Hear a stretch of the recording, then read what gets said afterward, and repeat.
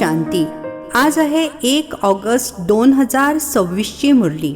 महावाक्य आहे, गोड मुलांनो, परचिंतन करणे सोडून देऊन आपले कल्याण करा. तुम्ही सोन्यासारखे बनून इतरांना मार्ग सांगा. प्रश्न आहे, जे अशरीरी बनण्याचा अभ्यास नियमितपणे करतात त्यांचे मुख्य लक्षण सांगा. उत्तर आहे, ते आपल्या कर्मेंद्रियांना कधीही हट्टाने वश करत नाहीत, परंतु त्यांची कर्मेंद्रिये स्वतःच शीतल बनतात. आपण आत्मे भाऊ भाऊ आहोत ही स्मृती स्वतःच राहते. देह अभिमान नाहीसा होतो. नावारूपाचा नशा नष्ट होत जातो. दुसऱ्यांची आठवण येत नाही. गीत आहे, तू प्यार का सागर है. ओम शांती. हे काही फक्त प्रेमाचा सागर नाही, तर ज्ञानाचाही सागर आहे. ज्ञान आणि अज्ञान. ज्ञानाला दिवस, अज्ञानाला रात्र म्हटले जाते. ज्ञान हा शब्दच खूप सुंदर आहे. अज्ञान शब्द वाईट आहे. अर्धा कल्प आहे ज्ञानाचे प्रारब्ध, अर्धा कल्प आहे अज्ञानाचे प्रारब्ध. अज्ञानाचे प्रारब्ध आहे दुःख, ज्ञानाचे प्रारब्ध आहे सुख. या गोष्टी समजायला तर अगदी सोप्या आहेत. दिवस आहे ज्ञानाचा, रात्र आहे अज्ञान. हे देखील कोणालाही माहीत नाहीये की ज्ञान कशाला म्हटले जाते, अज्ञान कशाला म्हटले जाते. या बेहदच्या गोष्टी आहेत. तुम्ही सर्वांना समजावून सांगतात. ज्ञान काय आहे, भक्ती काय आहे. ज्ञानाद्वारे तुम्ही पूज्य बनत आहात. जेव्हा पूज्य बनता तेव्हा पूजेच्या सामग्रीला जाणता. हे देखील तुम्ही जाणता की ही जी मंदिरे इत्यादी आहेत ही सर्व यादगार आहेत. त्यांच्या जीवन कहाणीला देखील तुम्ही जाणता. जे पूजा करायला जातात ते स्वतः जाणत नाहीत. पूजेला भक्ती म्हटले जाते. भगवंताला भक्तांना भेटायचे आहे, भक्तीचे फळ देण्याकरिता. ते तर स्वतः भगवंतच येऊन पुजारीपासून पूज्य बनवतात. पूज्य सतयुगामध्ये असतात, पुजारी कलयुगामध्ये असतात. तुम्ही मुले जाणता आज काय आहोत आणि उद्या काय बनणार आहोत. विनाश तर जरूर होणार आहे, कोणत्याही वेळी होऊ शकतो. तयारी सुरू आहे, गायले देखील आहे. अनेक नैसर्गिक आपत्ती येतात.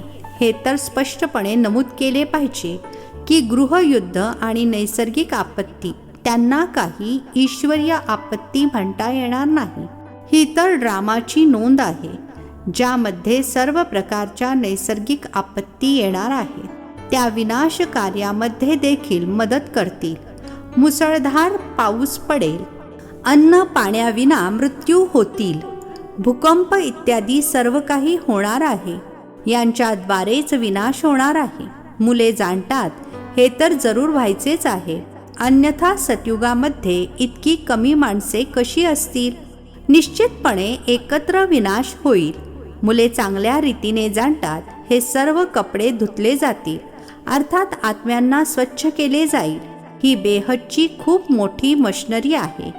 गायले जाते, मुहूर्त पलिती कपडे धोय. ही या स्थूल कपड्यांची गोष्ट नाहीये, ही शरीराची गोष्ट आहे. आत्म्यांना योगबलाद्वारे धुवायचे आहे. यावेळी 5 तत्वे तमोप्रधान आहेत, तर शरीर देखील अशीच बनतात. पतित पावन बाबा येऊन पावन बनवतात आणि बाकीचे सर्व नष्ट होतात. तुम्ही जाणता पावन कसे बनतात. मार्ग तर खूप सोपा सांगतात. मनुष्यांना तर काहीही समजत नाही. जिथे जिथे भक्ती यज्ञ इत्यादी होत असतात तिथे जाऊन समजावून सांगितले पाहिजे की ज्यांची तुम्ही भक्ती करता त्यांची बायोग्राफी समजून घेतल्यानेच तुम्ही देवता बनू शकता. त्यांनी अर्थात देवतांनी जीवनमुक्ती कशी प्राप्त केली ते तर समजून घ्या, म्हणजे मग तुम्ही देखील जीवनमुक्ती प्राप्त करू शकता. मंदिरांमध्ये बसून जीवन कहाणी समजावून सांगितल्यास चांगल्या रीतीने समजतील. तुम्ही देखील बाबांकडून आता जीवन कहाणी ऐकता. तुम्हा मुलांना किती समज मिळते, अर्थात ज्ञान मिळते. परमपिता परमात्म्याची जीवन कहाणी कोणीही जाणत नाही. सर्वव्यापी म्हटल्याने जीवन कहाणी थोडीच होते. तुम्ही मुले आता परमपिता परमात्म्याच्या जीवन कहाणीला जाणता, अर्थात आदी मध्य अंताला जाणता. या काळाला आदी म्हणता येईल, जेव्हा की बाबा येऊन पतितांना पावन बनवतात. मग मध्य काळामध्ये भक्तीचा पाठ चालतो. बाबा म्हणतात, यावेळी मी येऊन स्थापना करतो आणि करवून घेतो. मी करण करावन हार आहे. प्रेरणेला करणे म्हणता येणार नाही. बाबा येऊन यांच्या कर्मेंद्रियांद्वारे अर्थात ब्रह्मा बाबांच्या तनाद्वारे करतात. यामध्ये प्रेरणेचा प्रश्नच नाही. करण करावन हार तर जरूर सन्मुख येऊन करवून घेतील. प्रेरणेने काहीही होऊ शकत नाही. शरीराशिवाय आत्मा काहीही करू शकत नाही. अनेक जण म्हणतात की ईश्वरच प्रेरणेद्वारे सर्व काही करतो. बाबा, तुम्ही माझ्या पतीला प्रेरणा द्या आणि त्यांची बुद्धी ठीक करा. बाबा म्हणतात, यामध्ये प्रेरणेचा तर प्रश्नच नाही.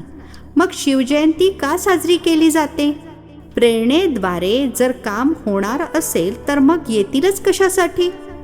एक तर ईश्वर काय चीज आहे हेच कोणी जाणत नाहीत. फक्त म्हणतात ईश्वराच्या प्रेरणेने सर्व काही होते. निराकार प्रेरणेद्वारे कसे काम करतील ते तर करण करावन हार आहेत. येऊन मार्ग सांगतात. कर्मेंद्रियांद्वारे मुरली चालवतात. जोपर्यंत कर्मेंद्रियांचा आधार घेत नाही तोपर्यंत मुरली कशी चालवतील? ज्ञानाचा सागर आहे तर ऐकवण्यासाठी मुख पाहिजे ना. आता तुम्हा मुलांना संपूर्ण दुनियेच्या आदी मध्य अंताबद्दल ठाऊक झाले आहे. पूर्ण नॉलेज मिळाले आहे. समजतात ज्ञानाशिवाय गती नाही. ज्ञान कोण देईल? अज्ञान मार्ग आणि ज्ञान मार्गामध्ये फरक तर बघा ना. विज्ञान असे देखील म्हटले जाते. अज्ञान आहे अंधार. बाकी ज्ञान आणि विज्ञानाला आपण मुक्ती जीवनमुक्ती देखील म्हणू शकतो. तुम्हाला आता पावन बनण्याचे ज्ञान मिळते. तुम्ही स्वदर्शन चक्रधारी बनता. कोणी ऐकतील तर आश्चर्यचकित होतील. म्हणतील आत्मा ज्ञान घेते तर आत्मा जरूर संस्कार घेऊन जाईल ना. मनुष्यापासून देवता बनता तर ज्ञान राहिले पाहिजे. परंतु बाबा समजावून सांगत आहेत, हा पुरुषार्थ आहे प्रारब्धासाठी. प्रारब्ध मिळाले की त्यानंतर मग ज्ञानाची काय गरज आहे? सतयुग आहेच तुम्हा मुलांसाठी प्रारब्ध. या गोष्टी ऐकल्यानेच आश्चर्यचकित होतील. हे ज्ञान परंपरेने चालत नाही. असे का? बाबा म्हणतात, हे प्रायः लोप होते. दिवस झाला की मग अज्ञान तर असणारच नाही, ज्यामुळे ज्ञानाची गरज भासेल. या देखील समजून घेण्याच्या आणि समजावून सांगण्याच्या गोष्टी आहेत. लगेचच कोणी समजू शकणार नाही. शिवबाबा भारतातच येतात. मुलांसाठी सौगात घेऊन येतात. भक्तीचे फळ देण्याकरिता. भक्तीनंतर आहे सद्गती. हा विनाश देखील होणार जरूर. तशी चिन्हे समोर दिसून येत आहेत. तुम्ही ऐकत राहाल. ठिणगी पडते तर 1-2 तासात सारे घर जळून भस्म होते. ही काही नवीन गोष्ट नाहीये. विनाश तर जरूर होणार आहे. सतयुगामध्ये फार थोडे मनुष्य असतात. श्रेष्ठाचारी असतात. तर श्रेष्ठाचारी बनण्याकरिता किती मेहनत लागते. माया एकदम नाकालाच पकडते. अशा प्रकारे घसरणाऱ्यांना खूप मोठी हानी होते. त्यातून सावरण्यास खूप वेळ लागतो. मोठ्यात मोठा घाव आहे काम विकाराचा. म्हणून म्हटले जाते काम महाशत्रू आहे. हाच पतित बनवतो. काम विकारावरूनच भांडण होते. जर पती विकाराशिवाय सोडत नसेल तर माता जरूर म्हणतील, यापेक्षा भांडी घासणे चांगले. झाडू पोछा करेन परंतु पवित्र राहीन. यासाठी खूप हिंमत पाहिजे. जेव्हा कोणी बाबांच्या शरणमध्ये अर्थात आश्रयाला येतात तेव्हा मग माया देखील संघर्ष करू लागते. 5 विकारांचा आजार अजूनच उफाळून येतो. सर्वात पहिले तर पक्के निश्चयबुद्धी असले पाहिजे. जिवंतपणी मेलेले आहोत. इथून नांगर उचलला आहे. कलियुगी विकारी किनारा तुम्ही सोडला आहे. आता आम्ही यात्रेवर जात आहोत. आम्ही अशरीरी होऊन आपल्या घरी जात आहोत. आत्म्याला हे ज्ञान आहे की आपण एक शरीर सोडून दुसऱ्या शरीरामध्ये जाणार. आम्ही गृहस्थ व्यवहारामध्ये राहून कमलपुष्प समान पवित्र बनून यात्रेवर राहतो. बुद्धीमध्ये आठवण राहावी की हे तर कब्रस्तान आहे, मग आपण सुखधामामध्ये जाणार आहोत. आम्हाला वारसा देण्याची युक्ती बाबा सांगत आहेत. पावन बनण्याकरिता आम्ही योगमध्ये अर्थात आठवणीमध्ये राहतो. आठवणीद्वारेच विकर्म विनाश होतील. तेव्हा आत्मा शरीर सोडेल. यात्रे किती वंडरफुल आहे. फक्त बाबांची आठवण करा आणि आपल्या राजधानीची आठवण करा. इतकी सोपी गोष्ट देखील लक्षात राहत नाही. अलफची आठवण करा बस. परंतु माया तेवढी सुद्धा आठवण करू देत नाही. मेहनत करावी लागते. आत्म्याला ज्ञान मिळाले आहे. आमचे बाबा आलेले आहेत. आत्मा शिकते ना. आत्मा शरीराद्वारे जन्म घेते. आत्मे भाऊ भाऊ आहेत. देह अभिमानामध्ये आल्याने मग अनेक नाती होतात. इथे तुम्ही भाऊ बहिणी आहात. आपसामध्ये भाऊ भाऊ देखील आहात. बहीण भाऊ देखील आहात. प्रवृत्ती मार्ग आहे ना. दोघांनाही वारसा पाहिजे. आत्माच पुरुषार्थ करते. स्वतःला आत्मा समजणे हीच मेहनत आहे. देह अभिमान राहू नये. शरीरच नसेल तर विकार कोणाशी करतील. मी आत्मा आहे. बाबांकडे जायचे आहे. शरीराचे भानच राहू नये. जितके योगी बनत जाल तितकी कर्मेंद्रिये शांत होत जातील.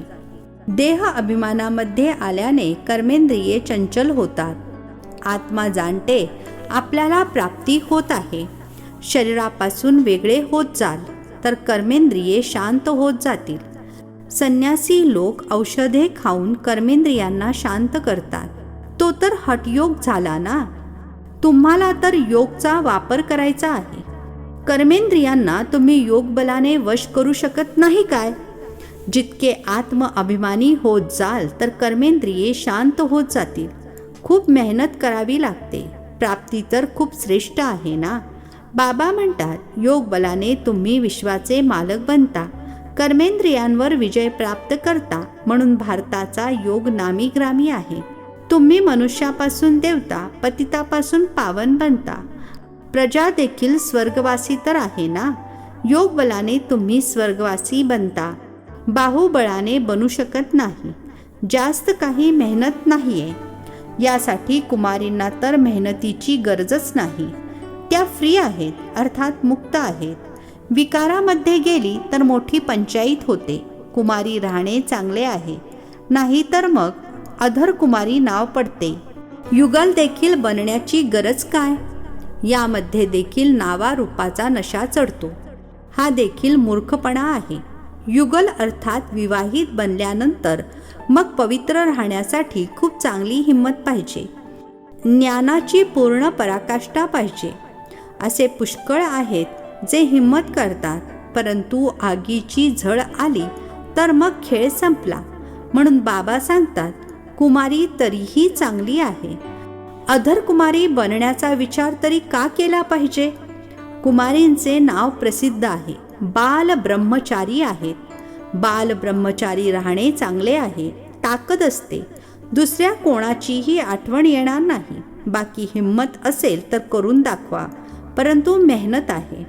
लग्न केल्याने एकाचे दोन होतात ना. कुमारी आहे तर एकटी आहे. दोघे झाल्याने द्वैत येते. जितके शक्य आहे कुमारी होऊन राहणे चांगले आहे. कुमारी सेवेसाठी बाहेर जाऊ शकते. बंधनामध्ये पडल्याने मग बंधन वृद्धीला प्राप्त होते. असे जाळे पसरवायचेच कशाला, ज्यामध्ये बुद्धी अडकून पडेल. अशा जाळ्यांमध्ये अडकणे ठीक नाही. कुमारींसाठी तर खूप चांगले आहे. कुमारींनी नाव देखील गाजवले आहे. कन्हैया नाव गायले जाते ना. कुमारी होऊन राहणे खूप चांगले आहे. यांच्यासाठी खूप सोपे आहे. स्टुडंट लाईफ पवित्र लाईफ देखील आहे. बुद्धी देखील फ्रेश राहते. कुमारांना भीष्म पितामह सारखे बनायचे आहे. कल्पापूर्वी देखील राहिले आहेत. तेव्हाच तर दिलवाडा मंदिरामध्ये यादगार बनलेले आहे. आता बाबा मुलांना आदेश देत आहेत. माझी आठवण करा. इतर सर्व गोष्टी सोडून तुम्ही आपले कल्याण करा. बाबांची आठवण करण्यातच कल्याण आहे. चूक भूल होते, मुले घसरतात अर्थात अधोगती होते. तुम्ही परचिंतन सोडून आपले कल्याण करा. बाकीच्या चिंतनांमध्ये जाऊच नका. तुम्ही सोन्यासारखे बना आणि इतरांनाही मार्ग सांगा. सतोप्रधान बनण्याचा एकच उपाय आहे. पावन बनल्याशिवाय मुक्तिधाममध्ये जाऊ शकत नाही. उपाय एकच आहे, मग अंतमती सोगती होईल. झरमुई झगमुई अर्थात व्यर्थ गोष्टी सोडून द्या, नाही तर आपलेच नुकसान कराल. बाबा काही शाप देत नाहीत, श्रीमतावर चालत नाहीत, तर मग आपणच आपल्याला शापित करतात. अच्छा, गोड गोड खूप खूप वर्षांनंतर भेटलेल्या मुलांप्रती मातपिता बापदादांची प्रेमपूर्वक आठवण आणि सुप्रभात. आत्मिक पित्याचा आत्मिक मुलांना नमस्ते. आम्हा आत्मिक मुलांचा आत्मिक पित्याला नमस्ते. धारणेसाठी मुख्य सारांश आहे. पहिला पॉइंट आहे, निश्चय बुद्धी बनून जिवंतपणी या जुन्या दुनियेमधून आपला नांगर उचलायचा आहे. बाबांच्या प्रत्येक आदेशाचे पालन करून आपले कल्याण करायचे आहे. दुसरा पॉइंट आहे, दुसऱ्यांविषयीचे चिंतन सोडून आपल्या बुद्धीला स्वच्छ सोन्यासारखे बनवायचे आहे. झरमुई झगमुईमध्ये अर्थात व्यर्थ गोष्टींमध्ये आपला वेळ वाया घालवायचा नाही. योगबलाने आपल्या कर्मेंद्रियांना शांत शीतल बनवायचे आहे. आजचे वरदान आहे, आपल्या विजयाला अथवा सफलतेला निश्चित समजून सदैव निश्चिंत राहणारे निश्चय बुद्धी भव. आपल्या विजयाला अथवा सफलतेला निश्चित समजून सदैव निश्चिंत राहणारे निश्चय बुद्धी भव. स्पष्टीकरण आहे, जी मुले सदैव बाबांवर, स्वतःच्या पार्टवर आणि ड्रामाच्या प्रत्येक सेकंदाच्या ॲक्टवर 100% निश्चय बुद्धी आहेत, त्यांचा विजय अथवा सफलता निश्चित आहे. निश्चित विजय असल्या कारणाने ते सदैव निश्चिंत राहतात. त्यांच्या चेहऱ्यावर चिंतेची कोणतीही रेषा दिसून येणार नाही. त्यांना कायम निश्चय असतो की हे कार्य अथवा हा संकल्प सिद्ध झालेलाच आहे. त्यांना कधीही कोणत्याही गोष्टीच्या बाबतीत प्रश्न उठू शकत नाही. स्लोगन आहे, ऐकणे ऐकविण्यामध्ये भावना आणि भाव बदलून टाकणे म्हणजेच वातावरण खराब करणे आहे. ऐकणे ऐकविण्यामध्ये भावना आणि भाव बदलून टाकणे म्हणजे वातावरण खराब करणे आहे. हे अव्यक्त इशारे अपवित्रतेच्या बीजाला देखील नष्ट करून संपूर्ण स्वच्छ अर्थात पवित्र बना. संपूर्ण पवित्रतेच्या हिशोबाने व्यर्थ संकल्प देखील अपवित्रतेचे बीज आहे. व्यर्थ संकल्प चालणे मेजॉरिटी मुलांमध्ये अजून हा संस्कार राहिलेला आहे. व्यर्थ संकल्पाचा आधार मन आहे, जे मनमनाभव होऊ देत नाही. त्यामुळे श्रीमतरूपी लगाम टाईट करून व्यर्थ संकल्पांच्या अपवित्रतेला नष्ट करा. अच्छा, ओम शांती. नवनवीन मराठी व्हिडिओज प्राप्त करण्यासाठी सबस्क्राईब करा मराठी गॉडलीवूड चॅनलला.